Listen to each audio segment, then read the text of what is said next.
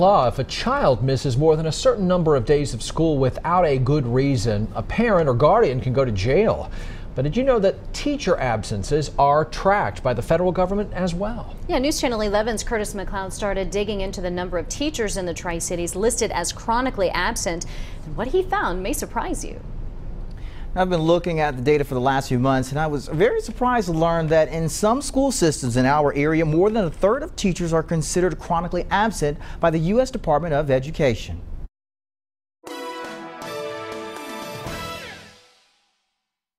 Amanda Wright has been teaching for about 20 years. Make sure you have this reason down. Her current assignment? It's because y equals mx plus b. That's the form that equation is in. Okay? 8th grade math teacher at Chucky Doak Middle School in Greene County, a school that was recently recognized for having good teacher attendance, a trend school leaders hope spreads across the entire system. Is there a problem now to your knowledge with chronically absent teachers in Greene County schools?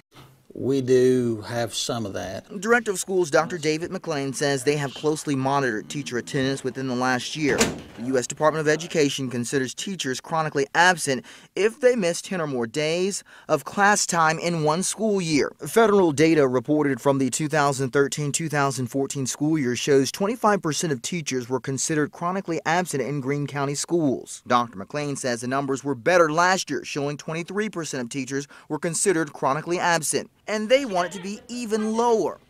May there be some abuse? Yeah, there may be some, and certainly we've put some letters in personnel files. We've done that with some, and try to look at that. And I'll promise you, we've been looking and tracking teacher attendance pretty heavily for the last year in Greene County schools. Administrators in Greene County have teacher attendance competition each month within the school system as a way to encourage teachers to not miss days. So how about other school systems? Federal data from 2013 shows Sullivan County with 14% of teachers who were considered chronically absent, Carter County with 7%, Elizabethton City Schools with 4%, Kingsport with 7%, and Johnson City with 19%. Washington County Schools had the highest percentage for the 2013-2014 school year, with 36% of teachers considered chronically absent. Now, I asked those same school systems to provide us with teacher absences for the 2015-2016 school year. Kingsport City Schools reported 32% of teachers considered chronically absent,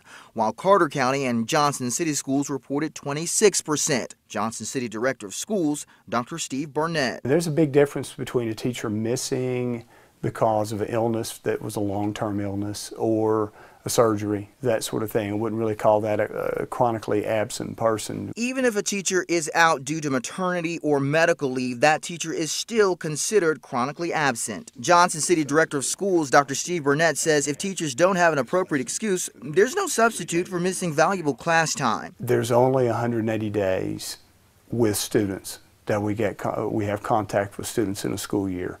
Every day is important. All right, last one.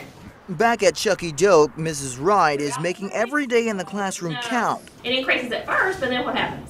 Stays the same. Ensuring her students get the best education possible.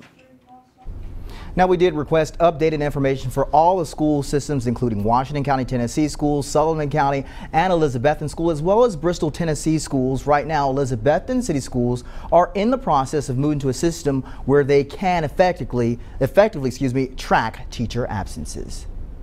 Now, to see federal teacher absence numbers from your child's school, you can go to our website, WJHL.com, and click on the link to this story.